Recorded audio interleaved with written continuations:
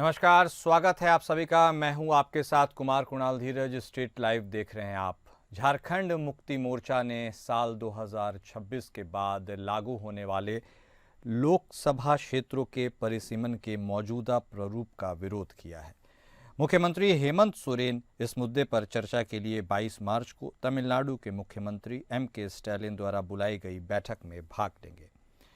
झारखंड मुक्ति मोर्चा के केंद्रीय कैंप कार्यालय में इसकी घोषणा करते हुए पार्टी के केंद्रीय महासचिव सुप्रियो भट्टाचार्य ने कहा कि केंद्र सरकार ने केवल बीजेपी को चुनावी लाभ पहुंचाने के लिए परिसीमन प्रक्रिया तैयार की है, जिसका झारखंड मुक्ति मोर्चा विरोध करेगा। झारखंड मुक्ति मोर्चा नेता सुप्रियो भट्टाचार्य ने बताया कि ऐतिहासिक रूप से परिसीमन 2 बार 1976 और 2008 में किया गया है। फिर भी लोकसभा सीटों की कुल संख्या 543 ही रही, क्योंकि संविधान के अनुच्छेद 81 में अधिकतम संख्या 550 निर्धारित की गई है। हालांकि प्रस्तावित परिसीमन प्रारूप के तहत लोकसभा सीटों की संख्या बढ़कर 846 हो जाएगी।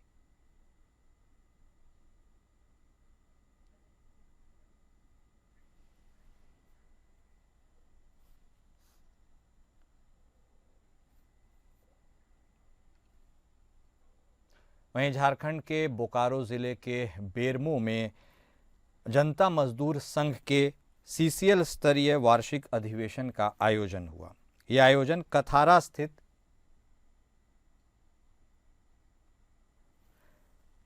इस आयोजन के बारे में आपको बता दें, यह आयोजन कथारा स्थित CCL ऑफिसर्स क्लब में हुआ। मुख्य रूप से उपस्थित संघ के महामंत्री सह JBCCI सदस्य सिद्धार्थ गौतम, क्षेत्रीय अधिकारी कामोद प्रसाद और सचिव प्रतिवेदन रीजनल सचिव ओम प्रकाश सिंह और अन्य केंद्रीय पदाधिकारियों ने मिलकर उद्घाटन किया। अधिवेशन में लगभग 200 डेलीगेट और 400 ऑब्जर्वर्स शामिल हुए। मौके पर संगठन के मृत सदस्यों की आत्मा की शांति के लिए 2 मिनट का मौन रखा गया। मजदूरों से जुड़ी 17 सूत्री मांगों का प्रस्ताव पेश किया गया, जिसे ध्वनि मत से पास किया गया। सिद्धार्थ गौतम ने मीडिया से कहा कि पूरी कोल इंडिया निजीकरण की ओर बढ़ रही है। केंद्र सरकार की मंशा कोल इंडिया का निजीकरण कर MDO मोड में ले जाने की है।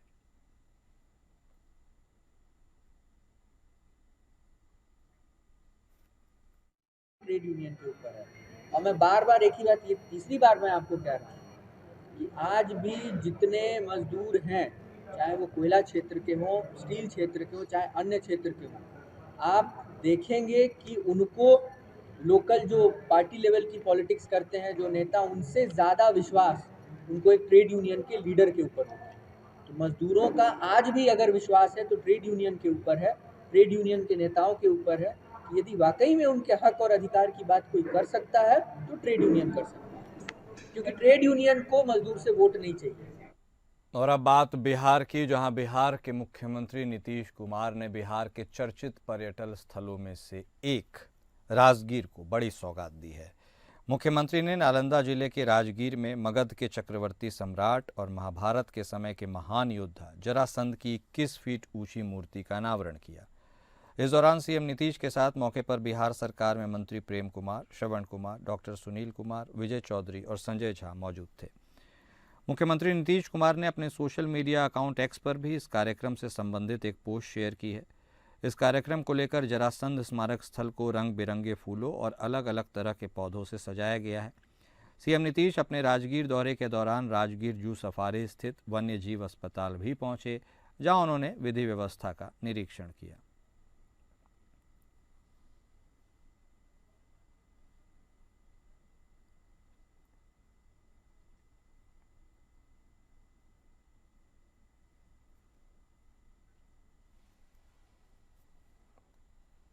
जन सुराज अभियान के सूत्रधार प्रशांत किशोर ने महिला दिवस पर यह ऐलान किया है कि उनकी पार्टी आगामी विधानसभा चुनाव में कम से कम 40 महिला प्रत्याशियों को चुनाव में उतारेगी। उन्होंने इसे बिहार में महिलाओं की राजनीतिक भागीदारी बढ़ाने का महत्वपूर्ण कदम बताया है। उन्होंने यह भी कहा कि संभव है कि हर लोकसभा क्षेत्र में से एक महिला प्रत्याशी चुनाव लड़े। PK ने डोमिसाइल नीति को लेकर तेजस्वी यादव पर सवाल उठाया। उन्होंने कहा, जब तेजस्वी यादव उप मुख्यमंत्री थे तब डोमिसाइल नीति क्यों नहीं लागू की गई? शिक्षक बहाली के दौरान शिक्षा मंत्री आपकी पार्टी के ही थे, तब 60% बाहरी लोगों को नौकरी मिली। लेकिन तब तक कोई विरोध नहीं हुआ। लेकिन अब ये विधानसभा में हंगामा कर रहे हैं।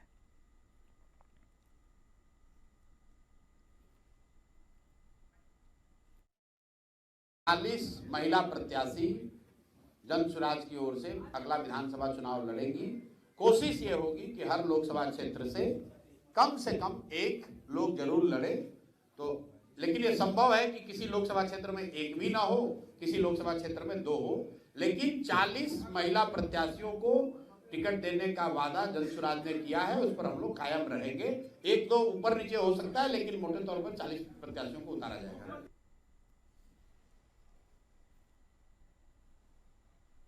वहीं बिहार के भागलपुर से एक हैरान कर देने वाला मामला सामने आया है, जहां एक विक्रेता की हार्ट अटैक से मौत हो गई। जोगसर थाना क्षेत्र स्थित घंटाघर चौक पर उस समय बवाल मच गया जब अतिक्रमण हटाने के दौरान यातायात डीएसपी द्वारा डांटे जाने पर एक फल व्यवसायी की हार्ट अटैक से मौत हो गई। मृतक की पहचान महेंद्र शाह के रूप में हुई है, जो वर्षों से फुटपाथ पर फल बेचकर अपने परिवार का भरण पोषण कर रहा था। दरअसल यातायात डीएसपी अपने दलबल के साथ घंटाघर चौक पहुंचे थे, जहां फुटपाथ पर बैठे दुकानदारों को सड़क खाली करने का निर्देश दिया जा रहा था। जैसे ही महेंद्र शाह ने अपना सामान समेटना शुरू किया, डीएसपी ने उन्हें जोर से डांटना शुरू कर दिया। प्रत्यक्षदर्शियों के अनुसार उन्होंने न केवल महेंद्र शाह को अपशब्द कहे, बल्कि उन पर हाथ भी छोड़ दिया। इस घटना से महेंद्र शाह सदमे में आ गए और मौके पर ही गिर पड़े। जब तक लोग कुछ समझ पाते, उन्हें हार्ट अटैक आ चुका था। आनन फानन में लोग उन्हें अस्पताल ले गए, लेकिन डॉक्टरों ने उन्हें मृत घोषित कर दिया।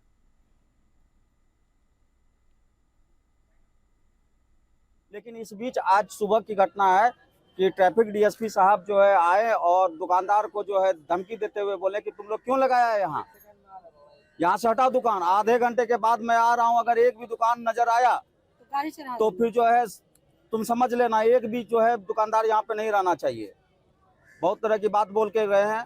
उसी वजह से एक दुकानदार जो कि पहले से भी रोग से ग्रसित था, उसका दिल कमजोर था, इस बात को सुन करके कि हम लाखों रुपए का पूंजी लगाए हैं, अब हम कहां जाएं।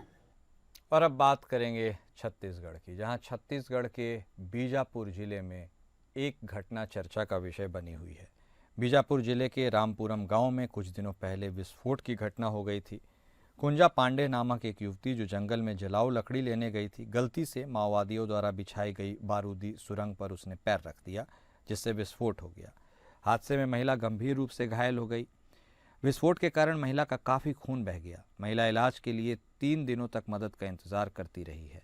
सड़क उपलब्ध नहीं होने के कारण ग्रामीणों की मदद से उसे तेलंगाना सीमा क्षेत्र में स्थानांतरित कर दिया गया। वहां से उसे एम्बुलेंस से भद्राचलम एरिया अस्पताल ले जाया गया, जहां डॉक्टर्स उसकी स्थिति के आधार पर उसे बेहतर इलाज दे रहे हैं।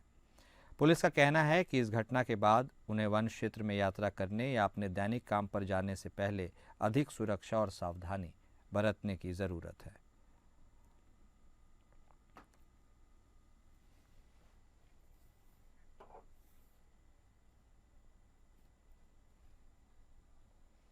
रायपुर में मुख्यमंत्री विष्णुदेव साय ने नया रायपुर के शहीद वीर नारायण सिंह अंतर्राष्ट्रीय क्रिकेट स्टेडियम में international masters league T20 championship के अंतिम चरण का शुभारंभ किया। इस रोमांचक लीग में भारत और वेस्टइंडीज के दिग्गज क्रिकेट खिलाड़ियों के बीच मुकाबला हुआ। सीएम ने मैदान में पहुंचकर दोनों टीमों के खिलाड़ियों से परिचय प्राप्त कर बेहतरीन खेल प्रदर्शन के लिए उन्हें शुभकामनाएं दी। इस अवसर पर बीजेपी के तमाम नेता मौजूद रहे। मुख्यमंत्री ने कॉरपोरेट बॉक्स में बैठकर मैच का रोमांच भी देखा और खिलाड़ियों के शानदार प्रदर्शन की सराहना की। इंडिया मास्टर्स और वेस्टइंडीज मास्टर्स के बीच मैच में भारत की कप्तानी युवराज सिंह कर रहे थे। उन्होंने 3 छक्के लगाकर ऑडियंस का दिल जीत लिया। मगर दूसरी तरफ मैच जीतने में वेस्टइंडीज के ब्रायन लारा की टीम नाकामयाब रही। 7 रनों से वेस्टइंडीज को हार का सामना करना पड़ा।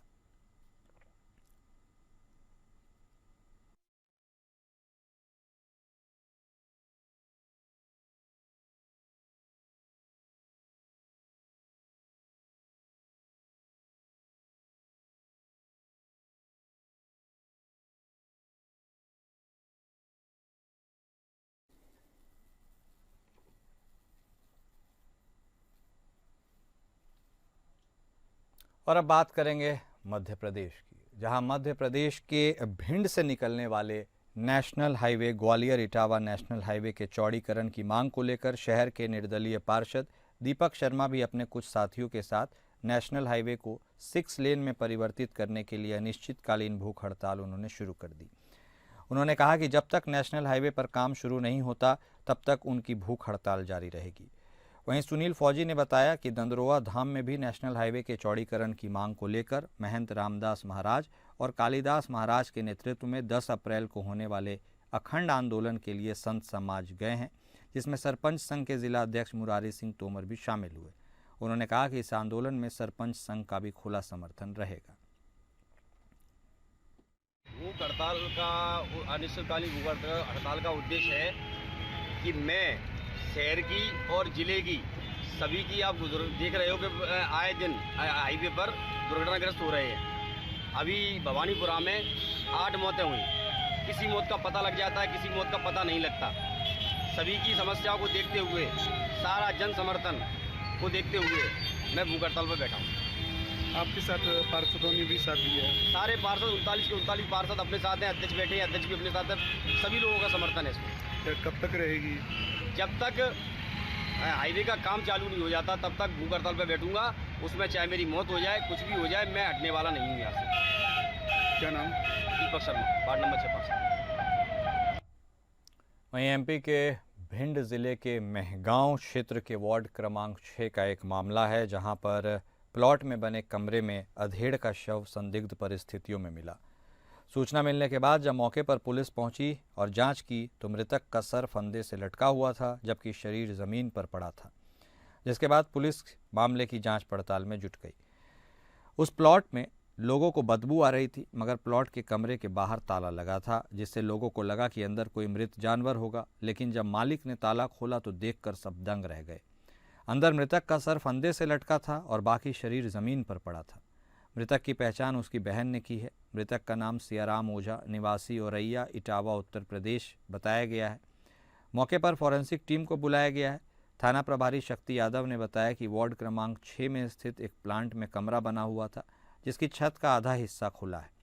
पिछले कई दिनों से वहां दुर्गंध आ रही थी, जिससे आसपास के लोगों को संदेह हुआ। जब ताला खोला तो एक शव मिला, जिसे पोस्टमार्टम के लिए भेज दिया गया।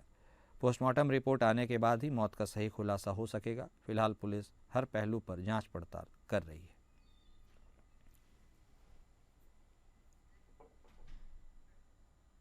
अब बात करेंगे पंजाब की, जहां मोगा में एक कार और टिपर के बीच भयानक भिड़ंत हो गई। हादसे में कार सवार की मौके पर ही मौत हो गई। घटना की जानकारी पुलिस को दी गई। पुलिस ने मौके पर पहुंचकर शव को निकालकर पोस्टमार्टम के लिए भेज दिया है। घटना की जानकारी पुलिस द्वारा मृतक के परिजनों को दी गई। वहीं चश्मदीद दीप सिंह ने बताया कि स्विफ्ट कार, जो कि मोगा की ओर से फिरोजपुर साइड की तरफ जा रही थी, अचानक फुटपाथ से टकराने के बाद दूसरी ओर फिरोजपुर रोड की तरफ आ रहे टिपर के साथ टकरा गई और उसकी वजह से यह भयानक हादसा हो गया।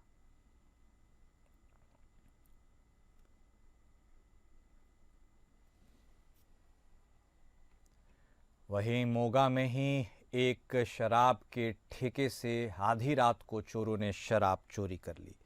मामला बाघा पुराना रोड पर बिजली घर के पास का है, जहां आधी रात को चोरों ने ठेके का शटर तोड़कर शराब और नकदी दोनों लेकर फरार हो गए। इतना ही नहीं, ठेके के अंदर सो रहे मालिक को भी बेरहमी से पीटकर घायल कर दिया। घटना की जानकारी पुलिस को दी गई। पुलिस मौके पर पहुंची और घायल अवस्था में मालिक को अस्पताल में भर्ती कराया। पुलिस ने घटनास्थल का मौका भी मुआयना किया। वहीं जख्मी रुपिंदर चौधरी ने बताया कि रात को 2 बजे 4 लोग बोलेरो पिकअप गाड़ी से आए और दुकान का शटर तोड़कर अंदर घुस गए। इस मामले में ठेका मालिक ने करीब 2.5 से 3 लाख का नुकसान हो गया है। पुलिस को सूचना दे दी गई है। पुलिस मामले की जांच कर रही है।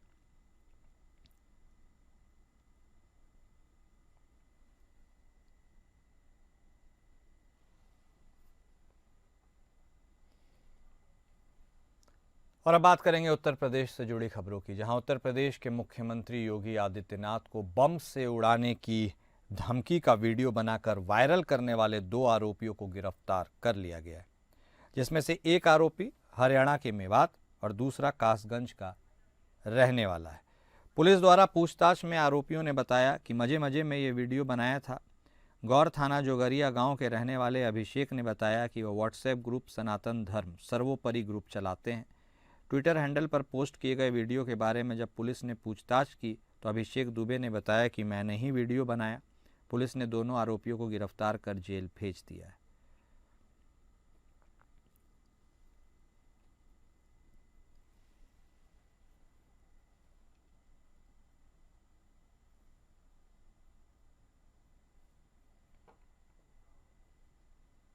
देवरिया नगर पंचायत के हेतिमपुर कार्यालय का लोकार्पण करने के लिए मुख्य अतिथि के रूप में पहुंचे प्रदेश के कृषि मंत्री सूर्य प्रताप शाही ने जहां एक ओर सरकार की योजनाओं को गिनाया तो वहीं दूसरी ओर विपक्षी पार्टी पर जमकर हमला बोला। लगभग 1.79 करोड़ की लागत से बनकर तैयार हुई नगर पंचायत का भवन के साथ नगर क्षेत्र में 12 करोड़ की लागत से बनने वाली ऐसी सड़क, नाली और धार्मिक स्थलों का भी शिलान्यास कृषि मंत्री द्वारा किया गया। लगभग 1.5 वर्ष पूर्व सूर्य प्रताप शाही द्वारा विधिवत भूमि पूजन के साथ कार्यालय भवन का निर्माण हेतु शिलान्यास किया गया था, जिसके पूर्ण होते ही आमजन के लिए लोकार्पण करते हुए कृषि मंत्री ने कहा कि बीजेपी सरकार में जिसका शिलान्यास होता है वो उसी के सरकार में बनकर तैयार हो जाता है। वहीं पूर्व की सरकार में सिर्फ दंगे होते थे, विकास नहीं होता। आज हेतिमपुर नगर पंचायत बनने के साथ तेजी से विकास हो रहा है। बहुत शुभ अवसर है जबकि 3 वर्षों के भीतर ही नगर पंचायत, नवनिर्मित नगर पंचायत हेतिमपुर का एक भव्य भवन आज बन करके तैयार हुआ।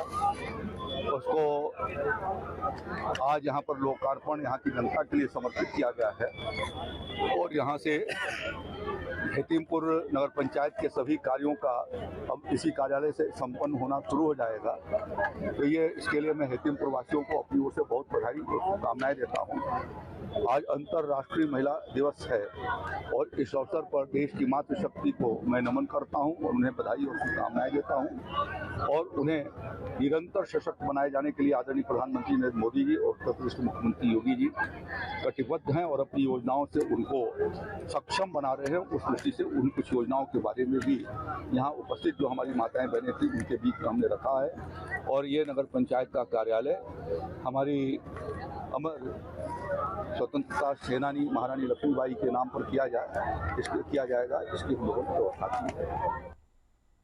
भारतीय जनता पार्टी के वरिष्ठ नेता और पूर्व केंद्रीय मंत्री मुख्तार अब्बास नकवी रामपुर को अपनी कर्मभूमि मानते हैं। यही कारण है कि वह यहाँ पर स्थित अपने घर पर आते जाते रहते हैं। फिलहाल उनका 2 दिवसीय दौरा था जिसमें उन्होंने सबसे पहले ऐतिहासिक रठौंडा मंदिर के सांस्कृतिक पंडाल में किसान मेले का शुभारंभ करते हुए राम आरती की। इस कार्यक्रम में अभिनेता पुनीत इस्सर, बिंदु सिंह सहित कई कलाकार मौजूद रहे। पूर्व केंद्रीय मंत्री मुख्तार अब्बास नकवी ने अपने शंकरपुर स्थित आवास पर मीडिया से रूबरू होकर देश की राजनीति में हलचल पैदा करने वाले औरंगजेब से लेकर मुजफ्फरनगर का नाम बदलने तक के कई अहम मुद्दों पर बेबाकी से जवाब दिया है।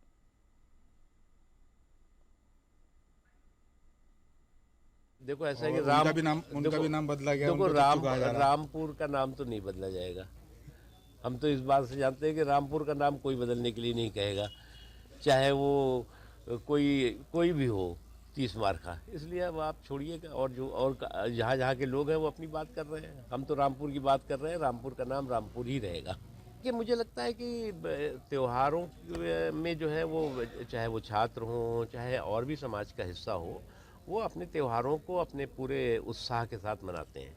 अब होली में भी अगर आप प्रतिबंध लगाओगे तो आप रंग में भंग करने वाली बात होगी। इसलिए जो भी प्रशासनिक अधिकारी वहाँ के हैं उन्होंने मुझे लगता है कि गड़बड़ी की है और उस गड़बड़ी का नतीजा है कि इतना विवाद हो गया। चलिए देर आए दुरुस्त आए, सुधार किया उन्होंने। और स्टेट लाइव में अभी के लिए बस इतना ही। नमस्कार।